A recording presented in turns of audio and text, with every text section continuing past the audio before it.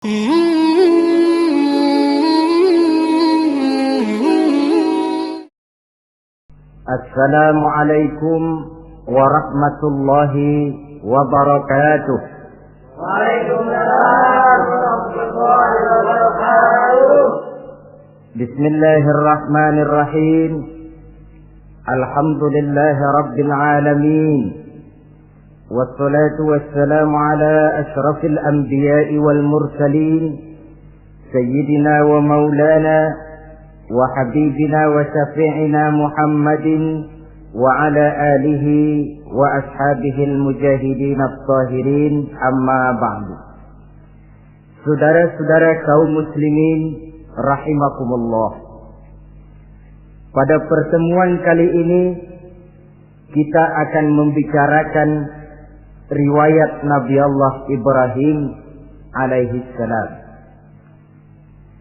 Beliau termasuk salah satu dari 5 orang rasul yang merupakan kelompok yang dikenal dengan ulul azmi, yaitu para rasul yang dinilai mempunyai kelebihan di dalam keutamaan, ketabahan, keuletan, dan sikap istiqomah di dalam berjuang. Jumlahnya ada 5, yaitu Nabi Nuh, Nabi Ibrahim, Nabi Musa, Nabi Isa, dan Nabi Muhammad alaihi wassalatu wassalam. Sebagaimana yang kita maklum bahwa Nabi Allah Ibrahim alaihi salam lahir pada masa pemerintahan Raja Namrud laknatullah alaih. Namrud adalah figur yang lebih merupakan kekuatan daripada keadilan, lebih merupakan kezaliman daripada kebijaksanaan. Ia seorang raja yang memerintah secara sewenang-wenang, lalu dengan segala macam cara berusaha mempertahankan kekuasaannya. Itu sebabnya di hari-hari menjelang kelahiran Nabi Allah Ibrahim alaihi salam, entah oleh karena rasa takut dan khawatir akan munculnya orang-orang yang dapat menumbangkan kekuasaannya, entah karena bisikan ahli nujum atau dukun-dukun yang memang banyak mengelilingi istananya, ia memutuskan untuk membunuh seluruh bayi yang dilahirkan dalam bentuk laki-laki. Ini dilatar belakangi oleh kekhawatiran akan muncul seseorang yang dapat menghancurkan kekuasaannya, sebagaimana Fir'aun laknatullah alaih. Itulah sebabnya di zaman sebelum Nabi Ibrahim dilahirkan, Raja Namrud membuat peraturan. Apabila seorang ibu melahirkan bayi laki-laki, bunuh bayi itu. Seluruh perempuan hamil berada di bawah pengawasan aparatur negara, dan laki-laki dianjurkan untuk jangan dekat-dekat dengan istrinya guna menghindari terjadinya proses kehamilan ini. Entah berapa ratus bahkan berapa ribu bayi laki-laki yang jadi korban tanpa dosa dari sebab kelaliman pemerintahan Raja Namrud laknatullah alaih ini. Kita teringat kepada satu hadis di mana Rasulullah sallallahu alaihi wasallam pernah bersabda, "Ya'ti 'alan nasi zamanun ru'asa'uhum kal asad wa wuzara'uhum kal zi'ab wa qudatuhum kal kilab wa katsirun nasi yawma idzin kal aghnam." Pada satu saat, kata Nabi, akan datang di tengah masyarakat manusia, di mana pada masa itu muncul pemimpin-pemimpin yang bertingkah laku seperti singa. Ru'asa'uhum kal asad. Pemimpin-pemimpin mereka bertingkah laku seperti singa. Saudara kenal singa? Saudara boleh periksa, di mana ada hutan, singa selalu menjadi raja. Padahal hutan belum pernah bikin pemilihan umum. Tapi yang namanya singa tidak pernah peduli Ada pemilihan atau tidak, raja hutan tetap singa. Kenapa? Karena singa menjadi raja di hutan bukan berdasarkan kebenaran, tapi karena kekuatan. Karena kuat, maka dia naik jadi raja. Soal benar atau tidak, soal lain. Maka sebagai akibatnya, setelah si singa ini naik menjadi raja hutan, dia bukan melindungi rakyatnya, malah makanin rakyatnya. Coba saudara lihat di hutan. Kambing rakyat hutan dimakan oleh singa. Ayam rakyat hutan dimakan oleh singa. Sapi rakyat hutan dimakan oleh singa. Inilah akibatnya karena singa naik berdasarkan kekuatan. Setelah naik bukan melindungi rakyatnya, malah makanin rakyatnya. Mental semacam inilah yang dimiliki oleh Raja Namrud laknatullah alaih. Cuma karena rasa ketakutan akan datang orang yang akan menumbangkan kekuasaannya, maka seluruh bayi laki-laki harus dibunuh tanpa dosa apapun. Itulah kata Nabi, akan datang di tengah masyarakat manusia muncul pemimpin-pemimpin yang mentalnya seperti singa.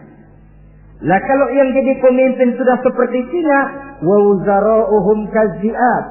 Yang jadi wazir, yang jadi menteri kata Nabi, lagunya seperti serigala. Nyetel ini, tapi serigala. Apa serigala itu? Saudara tahu dalam dongeng anak-anak, serigala itu kan binatang yang paling licik. Untuk terang-terangan dia tidak berani karena tidak punya kekuatan seperti sang singa. Maka dia pakai ilmu kelicikannya. Serigala itu kalau ingin makan daging ayam, pakai bulu ayam. Kalau kepengen makan daging kambing, pakai bulu kambing. Pendeknya, serigala binatang yang menghalalkan segala macam cara asal tujuan tercapai. Itulah serigala. Lambang dari sifat kelicikan. Lempar batu, sembunyi tangan. Pengen makan daging ayam, pakai bulu ayam, nyaruh jadi ayam. Pengen makan daging kambing, pakai bulu kambing, nyaruh jadi kambing. Ini akibat dari yang pertama tadi. Pemimpin seperti singa, lalu menteri pun seperti serigala. Efeknya kemudian yang segera menyusul apa? Wa qudatuhum kalkilab. Kalau pemimpin sudah seperti singa, menteri sudah seperti serigala, wa qudatuhum kalkilab, akan muncullah para penegak hukum yang mentalnya seperti anjing. Inna lillahi wa inna ilaihi raji'un. Penegak hukum yang mentalnya seperti anjing itu. Anjing, saudara lihat, anjing akan setia kepada siapa saja yang memberinya daging. Kalau dia disuruh jaga rumah, dia tidak bisa membedakan mana yang maling, mana yang tamu. Biar yang datang tamu, kalau nggak bawa apa-apa, pasti digonggong. Biar yang datang maling, kalau bawa daging, anjing kalem. Pokoknya siapa yang berdaging, itulah majikan saya. Apa kata majikan saya, itulah yang saya laksanakan. Maka hilang kebenaran hukum, hancur norma-norma keadilan. Oleh karena apa? Oleh karena anjing dapat daging. Lalu dalam kondisi semacam itu, yang jadi rakyat bagaimana? Kata Nabi, wa katsirun nas yauma idzin kal aghnam. Adapun kebanyakan orang pada masa itu, lagunya sudah seperti kambing. Saudara, kambing itu binatang yang cuma menang groyokan dan tidak punya alternatif. Namanya kambing, digiring ke lapangan embe. Betul kan? Digiring ke kuali embe. Dikasih makan rumput embe. Sampai pun mau dipotong, masih embe juga. Tidak punya pilihan lain si kambing ini. Tidak punya alternatif lain. Kondisi semacam inilah yang terjadi di masa pemerintahan Raja Namrud laknatullah alaih. Oleh karena diiming-iming, dibisiki oleh dukun-dukunnya, oleh nujum-nujum yang mengelilingi istananya, bahwa akan datang seorang anak laki yang kelak akan menumbangkan kekuasaannya, dia mengeluarkan peraturan. Ya, peraturan singa. Mulai saat ini diumumkan kepada seluruh rakyat, siapa-siapa perempuan melahirkan bayi laki-laki, bunuh hidup-hidup. Seluruh orang bunting di bawah pengawasan Hansip negara. Dan mulai malam ini, supaya semua kaum bapak jarang-jarang tidur sama istrinya. Namanya peraturan Namrud. Tapi apa yang memang Allah kehendaki untuk terjadi, pasti terjadi. Yaitu kelahiran Nabi Allah Ibrahim alaihi salam. Pada saat beliau terlahir ke alam ini, oleh ayahnya yang bernama Azar, disembunyikan di dalam sebuah gua. Di sini bertemu antara nurani seorang bapak dan ketaatan kepada raja. Dia ingin taat kepada raja, dia mesti membunuh anaknya. Tapi sebagai bapak, dia sayang kepada anaknya, dia harus selamatkan. Dicarinya jalan tengah, maka Ibrahim disembunyikan di dalam sebuah gua dengan satu perhitungan tentunya. Lu mati, ya nggak apa-apa, lu hidup ya syukur. Tapi ini pertimbangan dia akan bikin susah dia di masa yang akan datang. Coba anak dalam kondisi apa adanya ditaruh di dalam gua, menurut perhitungan logika mati ini. Namun apa yang terjadi? Nabi Allah Ibrahim yang sejak masa bayi diletakkan dalam gua dipelihara oleh Allah. Nah, kalau Allah yang sudah memelihara, orang mana yang sanggup mendatangkan bencana dan mudarat? Untuk melangsungkan kehidupannya, Nabi Ibrahim itu mengisap ibu jarinya. Dan konon menurut riwayat dari ibu jarinya itu keluarlah madu. Sehingga walaupun tidak didampingi oleh ayah dan ibunya, tinggal di dalam gua seorang diri, pertumbuhannya sebagai seorang bayi menjadi seorang anak, tumbuh dengan pesat sebagai lazimnya anak-anak yang lain. Dalam ilmu tauhid ini yang dinamakan irhas. Tanda-tanda yang diberikan kepada seseorang yang akan dipilih menjadi rasul pada saat dia masih anak-anak. Ini yang dinamakan irhas. Adapun kalau dia sudah diangkat menjadi rasul, maka tanda-tanda itu dinamakan mukjizat. Kalau jatuh kepada wali, maka tanda itu dinamakan karomah. Atau yang dalam bahasa kita disebut dengan keramat. Jadi kan kita ini dalam kehidupan anak-anak kita kadang-kadang bisa melihat bakat yang dimilikinya pada saat dia masih kecil. Tanda-tanda itu ada. Nah, dalam kehidupan para rasul, masa kecil mereka yang melakukan itu dinamakanlah irham. Begitulah Nabi Ibrahim tumbuh dari bayi menjadi anak-anak di dalam gua.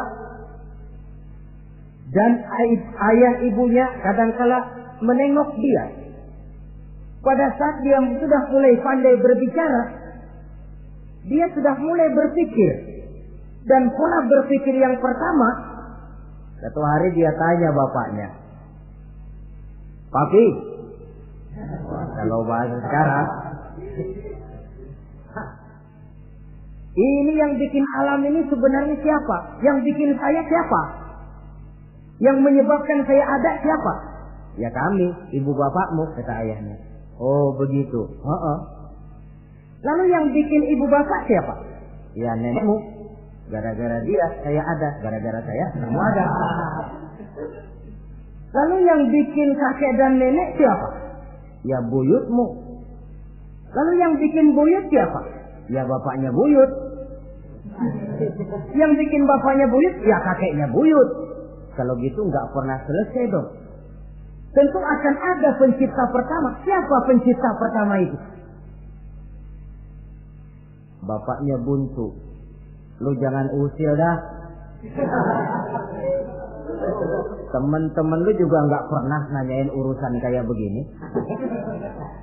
Saya nggak puas, Pak. Begini sekarang, saya mau tanya. Ini kaum kita nyembah apa? Nyembah berhala. Nah, yang bikin berhala itu siapa? Saya, bapakmu, Hazar. Kaum kita menyembah berhala. Ini bapak. Kenapa nggak nyembah bapak aja kok tanggung-tanggung?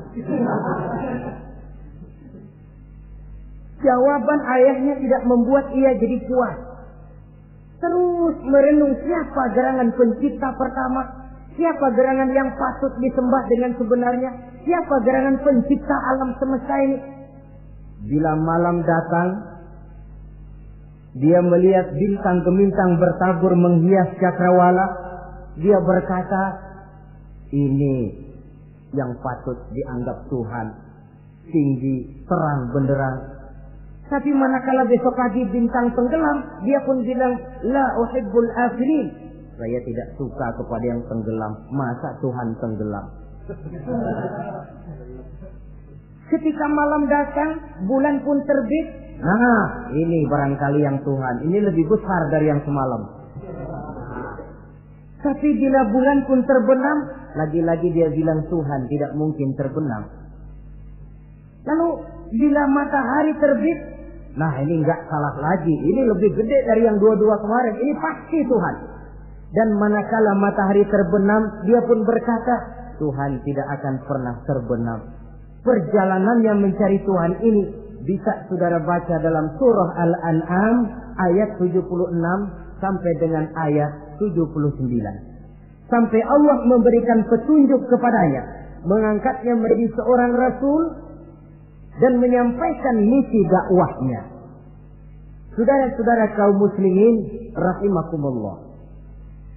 Dakwah yang pertama dilaksanakan tentu kepada bapaknya, kemudian kepada kaumnya. Secara psikologis ini kan makan nasi. Coba, kalau kita harus nasihatin orang lain yang tidak ada hubungannya dengan keluarga, barangkali biasa saja. Tapi nasihatin bapak sendiri, ini kan makan nasi. Mau didiamkan saja, batil dan sesat. Mau diceramahin bapak sendiri. Tapi bapak tinggal bapak, kewajiban melaksanakan dakwah jalan terus.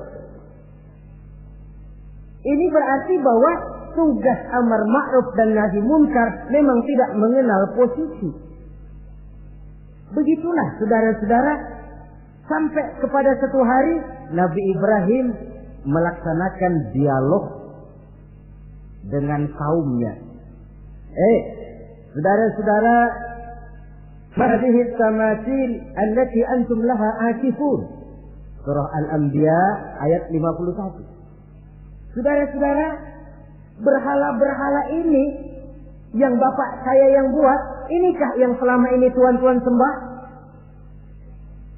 Kaumnya menjawab, qalu wajadna aba'ana laha abidin. Iya, sebab nenek moyang kami, nenek moyang kita juga dulu nyembah itu. Bagaimana nenek moyang kita, begitulah kita. Jawab Nabi Ibrahim, laqad kuntum wa aba'ukum fi dhalalin mubin. Sebenarnya kamu dan nenek moyangmu sama, borongan satu gerbong sesat. Kok kamu ngikutin nenek moyang kamu? Mereka enggak berpikir, kamu enggak ikut berpikir. Mereka sesat, kamu ikut sesat. Kamu sudah hidup di satu zaman yang maju sekarang ini. Kenapa mau kembali ke zaman nenek moyang dulu? Menyembah berhala yang nyata-nyata tidak sanggup mendengar, tidak sanggup melihat, tidak sanggup memberikan manfaat mudarat. Pokoknya kalau kamu tidak tinggalkan berhala-berhala ini, suatu saat pasti akan saya sikat dan saya hancurkan. Jadi saudara-saudara, prinsip dakwah itu memang tentu harus bil hikmah wal mau'izatil hasanah, dengan bijaksana dan dengan nasihat-nasihat yang baik.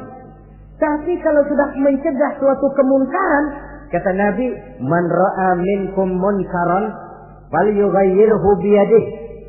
Siapa di antara kamu yang melihat suatu kemunkaran, hendaklah dia berusaha merubah dengan kekuatan tangannya. Kalau dengan tangannya dia tidak sanggup, fabilisani, hendaklah dengan lidahnya. Kalau itu pun dia tidak mampu, fabiqalbi, hendaklah dalam hatinya. Dan mencegah suatu kemungkaran dengan hati, itulah nilai iman yang terendah adanya. Nabi Ibrahim melihat bahwa watak menyembah berhala ini sudah berurat dan berakar. Kenapa? Mereka malah mengembalikan itu kepada kebiasaan dan tradisi nenek moyang. Sama juga di zaman kita sekarang ini. Sudah kita menegakkan tauhid, membina sebersih-bersih iman, menegakkan semulus-mulus tauhid. Ada juga kelompok orang yang mau mengembalikan kita ke zaman nenek moyang, ke zaman animis, menghidupi tradisi nenek moyang dalam hal ibadah, dalam hal ubudiyah. Tentu merupakan langkah kemunduran adanya. Dan ini bukan barang baru. Umat Nabi Ibrahim sudah memberikan contoh. Kenapa kami menyembah berhala? Sebab nenek moyang kami menyembah berhala. Nabi Ibrahim jawab gampang aja. Iya lo borongan, segerbong, lempeng semua sesat. Kaum muslimin rahimakumullah. Dan bukan cuma kata, dibuktikan oleh Nabi Allah Ibrahim.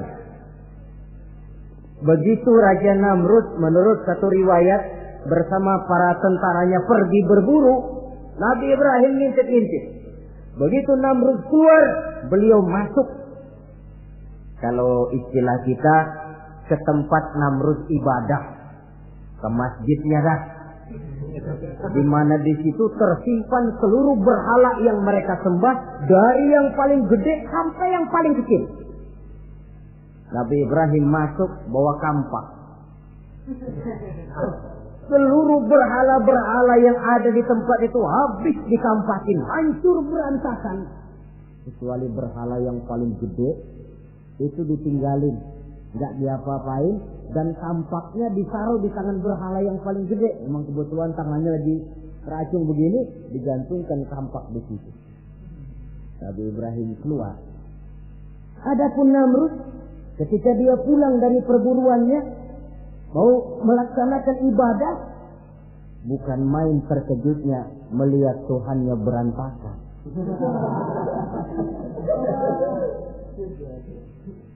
Waduh, ini celaka kerjaan siapa ini? Dikumpulkan para intel negara, staf-staf khusus. Ini ada supersip masuk kemarin, mengganggu stabilitas peribadatan kita. Ini mesti dicari siapa biang keroknya ini. Cari sampai ketemu siapa yang menghancurkan Tuhan-Tuhan kita ini. Intel pun disebar. Ada yang ke kota, ada yang ke desa, ada yang pokoknya ke seluruh penjuru. Sampai ada yang desas-desuskan. Tuan Raja, bagaimana? Saya dengar selentingan berita. Berita apa? Pada waktu Tuan Raja pergi berburu, seorang anak muda bernama Ibrahim masuk ke tempat ibadah kita. Barangkali dia yang menghancurkan patung-patung kita. Kalau begitu cari, tangkap Ibrahim, tangkap. Panggil kepala intel. Dipanggil. Kamu cari orang namanya Ibrahim, tangkap. Kok ditangkap? Tangkap. Sebab menurut berita dia yang menghancurkan berhala-berhala kita. Ya tapi kan belum ada buktinya, Pak. Soal bukti gampang, belakangan, yang penting tangkap aja dulu.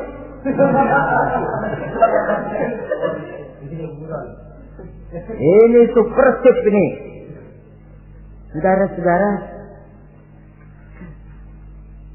dicarilah Nabi Allah Ibrahim, ketemu, dihadapkan kepada Raja Namrud, disidang di pengadilan terbuka, disaksikan orang banyak, dibuka oleh Raja Namrud. Sidang luar biasa dalam rangka memeriksa dan mengadili tertuduh Ibrahim. Dengan ini kami nyatakan dibuka untuk umum. Terdakwa supaya dibawa ke dalam ruangan sidang. Dihadapkan Nabi Ibrahim. Nama Ibrahim. Orang tua. Tuduhan menghancurkan berhala. Hadza bi alihatina ya Ibrahim. Hai Ibrahim, benarkah kamu yang menghancurkan Tuhan-Tuhan kami? Ah, siapa bilang? Ada berita yang sampai kepada kami. Ketika kami keluar, kau masuk ke tempat kami ibadah. Ngaku aja dan ngaku. Daripada urusan jadi panjang, mendingan ngaku aja dah. Kata Nabi Ibrahim, enggak. Bal fa'aluhu kabiruhum hadza. Yang menghancurkan berhala-berhala Tuhan, berhala yang paling besar ini. Yang paling besar ini. Besarnya nunjuk ke patung, ininya nunjuk ke dirinya. Kabiruhum kepada berhala, hadza kepada dirinya sendiri. Wah, enggak, kata Nabi Ibrahim. Setahu saya enggak semua berhala hancur. Saya dengar yang paling gede enggak apa-apa. Ya. Dan ada kampak di tangannya. Kali yang gede tuh iseng. Jadi yang kecil-kecil ini dikampakin semua sama yang gede. Buktinya kampak masih ada di tangannya kok. Tanya aja dia. Kata Namrud Ibrahim, kamu sudah gila apa? Kenapa? Masa kayak disuruh nyembah berhala, disuruh nanya berhala? Jadi nggak bisa jawab dia? Nggak bisa jawab. Nah kalau nggak bisa jawab, kenapa disembah? Yang gila saya apa sampean?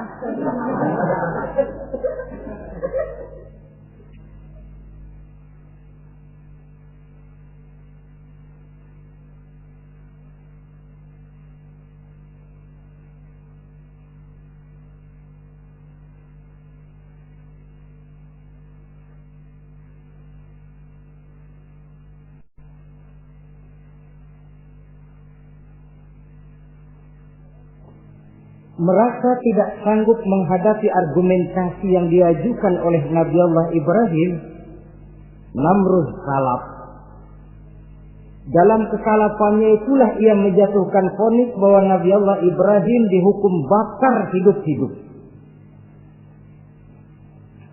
Pada hari yang ditentukan, dikumpulkanlah kayu bakar sebanyak-banyaknya, sehingga merupakan timbunan besar yang menyerupai sebuah bukit kecil. Apabila segalanya telah siap, kayu bakar itu pun disulut orang, dan api mulai menjilat ke sana kemari, makin lama makin besar, makin lama makin besar, sehingga tentara Namrud bingung. Ini Ibrahim bagaimana ngebakarnya? Kalau kita anterin ke api, kitanya ikut angus, dilemparin gak mungkin sampai. Lalu mereka menemukan akal, dibuat semacam lentingan busur panah. Kalau istilah kita di kampung kayak selepetan begitu. Sehingga Nabi Ibrahim dilemparkan dan tepat jatuh di tengah kobaran api yang menggunung. Namrud tentu saja memandang dengan perasaan puas. Segenap konco-konco dan antek-anteknya melihat dengan hati yang lega. Dan semuanya merasa hancur sudah biang kerok yang selama ini menjadi racun dan duri dalam kehidupan kita. Tapi rupanya yang mereka mau lain dengan yang Allah mau. Ketika Nabi Allah Ibrahim hampir masuk ke tengah kobaran api yang menggunung itu, datanglah perintah Allah kepada api. Ya naru kuni bardan wa salaman ala Ibrahim. Hai api, dinginlah kamu, selamatkan Nabi Ibrahim. Api ini tunduk kepada perintah Allah. Ia pun dingin. Sehingga Nabi Ibrahim di tengah kobaran api yang menggunung, seujung rambut pun tidak terbakar, malah kedinginan di tengah kobaran api. Lalu api ini dari besar makin lama makin kecil, makin lama makin kecil, akhirnya padam. Yang ada tinggal tumpukan arang dan debu. Kata Namrud, mampus lo Ibrahim. Rasain. Barangkali istilah kita nih, makan pencarian lo. Pakai bertingkah mencaci maki Tuhan kami, menghancurkan berhala-berhala. Sekarang rasakan hasil usahamu. Sorak-sorai pun kedengaran. Begitu lagi sorak-sorak dari tumpukan abu dan arang itu gerak-gerak. Kerusak. Kok ini ada arang bergerak-gerak? Rupanya dilihat-lihat, makin lama makin nyata. Nabi Ibrahim keluar dari tumpukan arang dalam keadaan utuh, tidak kurang satu apapun. Sebenarnya andai kata Namrud mau menggunakan akalnya, saat itu dia tentu menemukan satu hal yang luar biasa. Satu kebesaran yang kalau dia mau merenung akan sampai kepada kekuasaan yang serba maha. Tapi karena ketika itu hatinya sudah dipenuhi nafsu, ditutupi oleh kesombongan, dia buta terhadap kenyataan itu. Kaum muslimin rahimakumullah, akhirnya Nabi Allah Ibrahim ini diteror langsung oleh orang tuanya. Kata abahnya, "Aradibun anta an alihati ya Ibrahim? Ibrahim, kau benar-benar tidak senang kepada Tuhan-Tuhan kami, berhala-berhala ini? La illam tantahi la arjumannaka wahjurni maliya." Kalau engkau tidak berhenti, hai Ibrahim, tidak berhenti memperkenalkan Tuhan seru sekalian alam, tidak berhenti mencela dan mencaci bahkan menghancurkan berhala-berhala kami, la arjumannaka, akan kami rajam kamu. Iya, kalau raja yang ngancam begini, orang tua beliau sendiri ngancam begini. Itulah tantangan dakwah, saudara-saudara. Kita melaksanakan dakwah ini tempo-tempo berhadapan dengan penguasa yang mentalnya macam Namrud. Tempo-tempo berhadapan dengan orang kaya yang pelitnya macam Qarun. Tempo-tempo berhadapan dengan orang tua yang mentalnya macam Azar. Orang tua yang kaku, yang tidak mau terbuka terhadap kenyataan. Istilah di kampung kita, orang tua yang laceng. Tahu laceng? Udah salah kenceng. Sulit benar menerima pembaruan yang membawa umat kepada masalah-masalah yang memang nyata lebih baiknya. Itulah tantangan di dalam melaksanakan tugas dakwah, dan ini dihadapi oleh Nabi Allah Ibrahim. Ayahnya terakhir memberikan tekanan, kalau kau tetap melaksanakan misimu, tidak engkau mau berhenti dari tugas dakwah ini, awas Ibrahim, la arjumannaka, akan aku rajam, akan kami lontari kau dengan batu, wahjurni maliya, pergi kamu dari sini. Ya Allah, diputuskan hubungan. Kalau memang engkau berkeras dengan tugas dakwahmu, persilakan Ibrahim, keluar, pergi saja dari sini. Diusir oleh orang tuanya sendiri. Inilah hidayah, saudara-saudara. Oleh sebab itu, tugas utama kita kaum muslimin sebenarnya bukan mengislamkan orang, tapi menyampaikan Islam. Tugas kita ialah menyampaikan Islam, bukan mengislamkan orang. Sebab orang mau Islam atau tidak, itu urusan hidayah dari Allah. Jangankan kita, Nabi Ibrahim tidak sanggup mentauhidkan ayahnya Azar. Nabi Nuh tidak bisa mengislamkan putranya Kan'an. Bahkan Nabi kita Muhammad sallallahu alaihi wasallam pun tidak bisa memberikan hidayah kepada Abu Jahal dan Abu Lahab. paman Nabi, orang tua Nabi, anak Nabi, istri Nabi sekalipun, hidayah tidak diberikan kepada mereka, mereka tidak terpanggil mengikuti kebenaran. Kalau sudah kenyataan ini yang kita temui, kembalilah kepada konsep Quran. Allahumma inni qad ballaghtu, wahai Allah, seruanmu sudah saya sampaikan, dakwahmu sudah saya canangkan, ajakan kepada tauhid sudah saya sampaikan. Allahumma inni qad ballaghtu, sudah saya sampaikan ya Allah. Perkara mereka tidak mau ikut, itu karena semata-mata hidayah berada di tanganmu ya Allah. Kalau kemarin landasan dakwah kita, insya Allah tugas dakwah kita berkelangsungan. Kalau tidak, makan hati. Kita pikirin, ya orang gua ajak benar-benar nggak mau. Ya, dipikirin.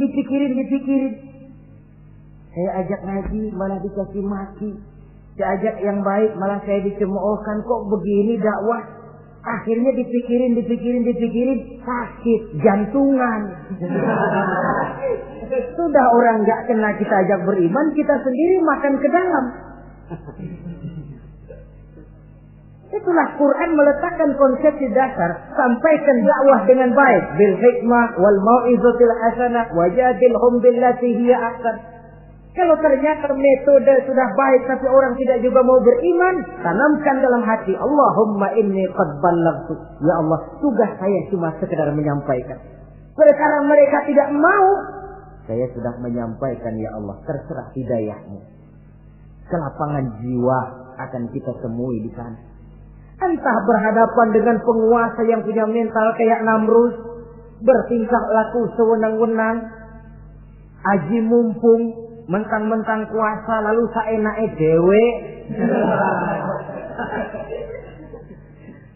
menghitamkan yang putih, memutihkan yang hitam menurut seleranya saja. Entah berhadapan dengan orang kaya yang punya mental seperti Qarun, makin kaya tapi makin bakhil, atau berhadapan dengan orang-orang tua yang punya tingkah laku seperti Azar. Diperlukan sikap lapang dada untuk menyampaikan risalah Islam ini. Terhadap reaksi keras dari abahnya ini apa? Kata Nabi Ibrahim. Surah Maryam ayat 47 menjelaskan, Salamun alaika sa'astaghfiru laka rabbi innahu kana bi hafiyya wa a'tazilukum wa ma ta'buduna min dunillah. Kalau memang begitu Abah, Salamun alaika. Oke Abah, selamat jalan. Marilah kita tempuh jalan kita masing-masing. Saya memang anak Bapak, tapi tauhid adalah prinsip. Allah Tuhan saya. Ini prinsip. Kalau Bapak tidak mau mengikuti seruan saya, padahal saya sayang kepada Bapak, saya cinta kepada Bapak, saya tidak ingin Bapak bersekutu dengan setan. Saya tidak ingin Bapak menemani setan di dalam neraka. Saya ingin menyelamatkan Bapak. Tapi ini rupanya vonis Bapak. Hendak merajam saya, mengusir saya dari sini. Oke, Bapak. Salamun alaika. Selamat jalan. Sa'astaghfirullah. Saya akan memohon ampun kepada Allah untuk Bapak. Memohon ampun. Jadi walaupun dalam Islam kita berbeda akidah dengan orang tua, tetapi kewajiban untuk berbakti tidak menjadi putus karenanya. Dalam surah Luqman dijelaskan, apabila kedua orang tuamu memaksamu untuk menyekutukan Allah, jangan taati. Tetapi sungguh pun demikian, wa sahibhuma fid dunya ma'rufa. Tetaplah engkau pergauli keduanya di dunia ini secara baik. Toleransi yang besar ditunjukkan oleh Islam. Dan lebih besar lagi dilaksanakan oleh Nabi Allah Ibrahim. Sungguh pun Bapak sudah mengusir saya, menolak mentah-mentah ajaran tauhid, tetap juga menyembah berhala, tetap juga bersekutu dengan setan. Saya akan memohonkan ampun kepada Allah untuk Bapak. Wa atazilukum. Saya akan menjauhkan diri dari apa yang Bapak sembah, dari apa yang kaum kita sembah selain daripada Allah. Bapak menyembah berhala, kaum kita ini menyembah berhala. Wa a'tazilukum. Saya akan menyingkir dari semua itu. Selamat jalan awak. Istilah kita goodbye my dear. Ini jalan yang membedakan saya dengan abah. Jalan tauhid dan jalan syirik. Di sini kita harus berpisah. Walaupun dengan berat hati kita berpisah. Jadi keluarga dan akidah punya garis yang jelas. Umumnya, ya walaupun baik tapi memang harus ditingkatkan. Umumnya kita ini kan mayoritas merasa sebagai muslim karena keturunan. Kenapa kamu Islam? Bapak saya Islam, nenek saya Islam, saya Islam. Baiklah, itu pun baik. Pada mulanya memang harus begitu. Tapi lambat laun kita tentu harus merasakan bahwa keberadaan kita dalam Islam tidak cukup cuma karena faktor keturunan. Dengan kata lain kita harus memperbaiki kualitas keislaman kita. Inilah proyek utama kita sekarang, mengislamkan orang Islam. Saudara-saudara kaum muslimin rahimakumullah. Maka Nabi Ibrahim pun meninggalkan orang tuanya, meninggalkan kaumnya, uzlah, hijrah ke tempat Baitul Maqdis, daerah di Palestina sekarang ini. Sejarah kehidupan Rasul umumnya memiliki kemiripan. Rata-rata ditentang oleh kaumnya sendiri dan sebagian besar lalu hijrah. Itu barangkali memang resiko dari satu perjuangan. Nah, begitu tantangan yang dihadapinya dalam melaksanakan dakwah. Lalu cobaan-cobaan yang diberikan Allah kepada Nabi Ibrahim pun luar biasa. Pantas kalau beliau itu masuk ulul azmi dan mendapat titel Khalilullah. Nabi Ibrahim titelnya Khalilullah. Orang yang mencintai dan dicintai Allah. Khalilullah. Ini terbukti dari cobaan-cobaan yang dihadapinya. Pertama, dari perkawinannya dengan Siti Hajar, dengan Siti Sarah maksud saya, beliau tidak dikaruniai seorang anak pun. Umur sudah lanjut. Padahal anak kita tahu pelanjut sejarah, penyambung cerita, si buah hati belahan jantung. Sampai pada satu hari Hajar musyawarah. Kalau bahasa kita, Bang, bagaimana Hajar? Lama juga kita sudah berumah tangga kan Bang? Lalu, dan kita sejauh ini belum dikaruniai seorang anakku. Ya sabarlah. Pada waktunya tentu akan ada juga. Tapi kapan lagi Bang? Usia kita sudah cukup lanjut. Maksud kamu bagaimana Hajar? Begini sajalah Bang. Bagaimana kalau abang kawin saja lagi? Ya Allah, punya istri macam begini. Menyuruh lakinya kawin lagi. Tapi dasar Nabi Allah Ibrahim. Enggak mau saya kan cinta sama Hajar. Iya, soal cinta saya tahu. Dan saya tidak meragukan cinta abang kepada saya. Cuma masalahnya saya nggak bisa memberikan keturunan Bang. Bukan nggak bisa, belum. Sudahlah kawin saja lagi Bang. Nggak mau nggak mau. Istrinya nyuruh kawin, lakinya ogah-ogahan. Sekarang kan enggak, istrinya larang kawin, suaminya malah ngirintil.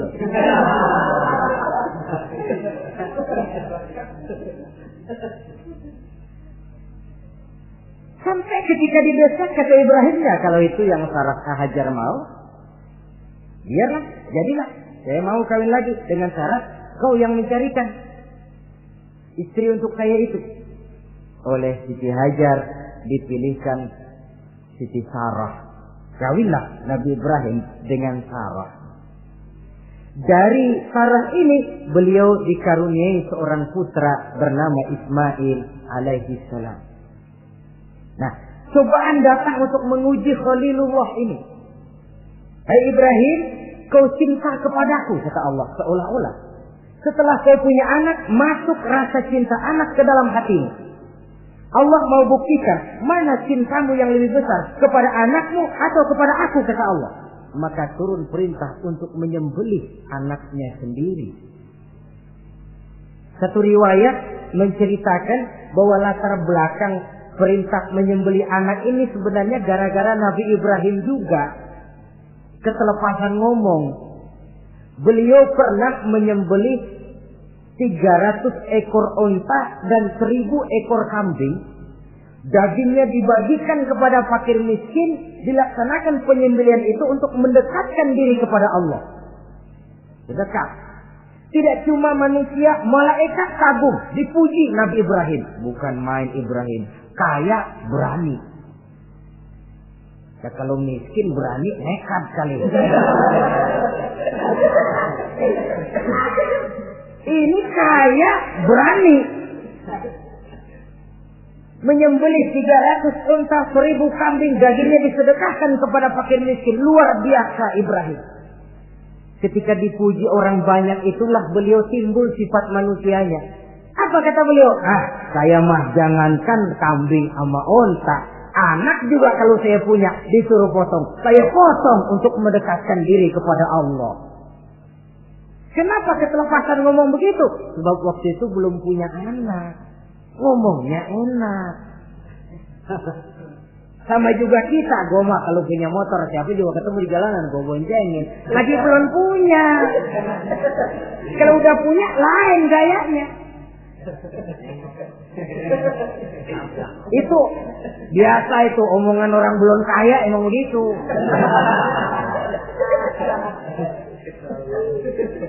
Saudara-saudara, sehingga omongan yang beliau sudah lupa bertahun-tahun bahkan puluhan tahun ini. Begitulah ketika sudah punya anak Ismail, falamma balagha ma'ahu sa'ya, ketika Ismail sedang lucu-lucunya dalam tidurnya mimpi turun perintah, ya Ibrahim uffi binuzrika. Hai Ibrahim, bayar nazarmu. Nazar? Iya. Apa nazar? Dulu pernah ngomong apa, ingat enggak?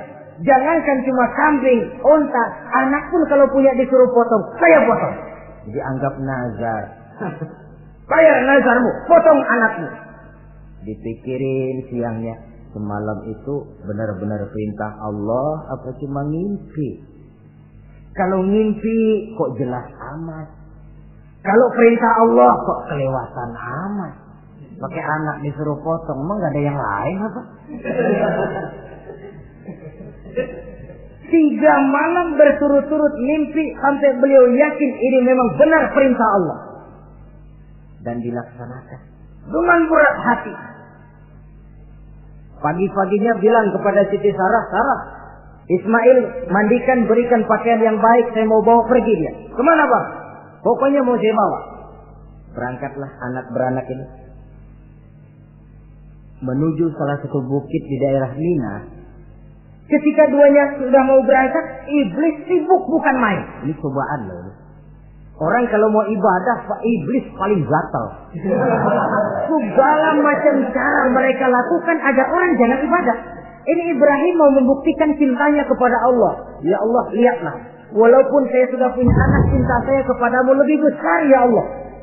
Walaupun perintah ini menyembelih leher anak sendiri, saya potong karena melaksanakan perintahmu. Iblis ribut. Mula-mula dia bisikin Nabi Ibrahim. Hei Ibrahim, kau lihat anakmu di belakang itu. Kecil, lucu-lucunya. Masa anak begitu mau dipotong? Tega kamu Ibrahim. Ini perintah Allah. Gak ada urusan sama ente. Iya.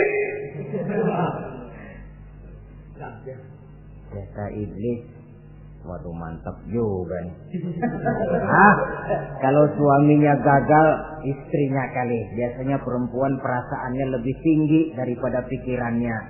Ini Siti Saroh barangkali, kalau Siti Hajar barangkali, kalau saya perdayai bisa terpedaya. Hajar, ya. Kamu tahu anakmu Ismail mau dibawa kemana? Saya tidak tahu. Mau dipotong oleh suamimu Ibrahim. Mau dipotong. Dipotong. Kok bisa begitu? Iya, katanya ini perintah Allah. Iblis, Kalau memang ini perintah Allah, jangankan cuma anak saya Ismail, saya juga ibunya mau ikut dipotong. Wah, kata iblis nih, gilaan lagi dari laki. Saya kira karena perempuan bisa barangkali dilemahkan semangatnya, ya saya tidak. Ismail nih masih kecil kali ini, gampang dikelecehin. Ismail, kau mau dipotong oleh ayahmu? Dipotong. Kok bisa begitu? Katanya perintah Allah. Kalau memang ini perintah Allah, saya siap. Iblis mau ngomong lagi, Nabi Ismail ngambil batu disambitin iblis. Izhab ya la'in, pergi, laknat, terkutuk kamu. Nyambitinnya itu sampai sekarang jadi ikutan dalam salah satu pelaksanaan ibadah haji yang disebut zumrah, melontar. Itu simbol permusuhan abadi antara manusia dengan iblis. Jadi kalau ada orang mau berbuat baik, iblis itu datang dari 3 penjuru. Dari bapak, dari anak, dari istri. Kadang-kadang bapaknya nggak kena, istrinya dibujukin. Laki lu sok loyar menyumbang masjid. Jangan kasih duit, simpan aja baik-baik. Istri nggak kena, anak. Segala macam cara iblis berusaha. Baru sampai di bukit yang dituju, Nabi Ibrahim buka kartu. Ismail, abah diperintah Allah menyembelih lehermu. Bagaimana? Kerjakan apa jangan? Kalau memang itu perintah Allah, kerjakan apa? Insya Allah abah akan menemukan saya termasuk orang sabar. Ini jawaban anak soleh. Coba kalau jawaban anak pintar nggak soleh, bukan begitu. Ismail, saya disuruh motong lehermu. Bagaimana? Kenapa saya pak? Bapak aja yang tuaan potong.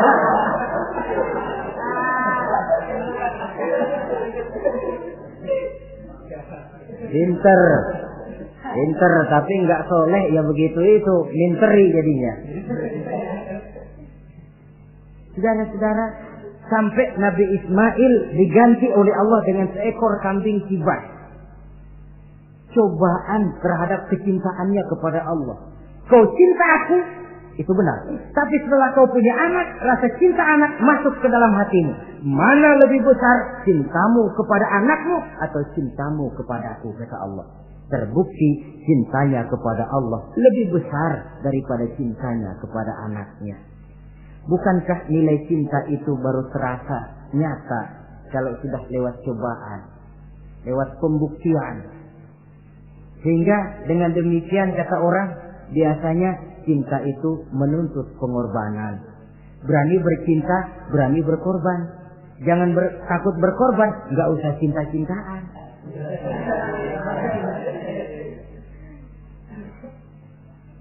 Saudara-saudara, sebab kalau orang sudah berbuat untuk sesuatu yang dicintainya, sangat boleh jadi si lemah akan jadi kuat, yang jauh jadi terasa dekat, yang takut jadi berani. Kalau orang sudah melakukan sesuatu untuk yang dicintainya.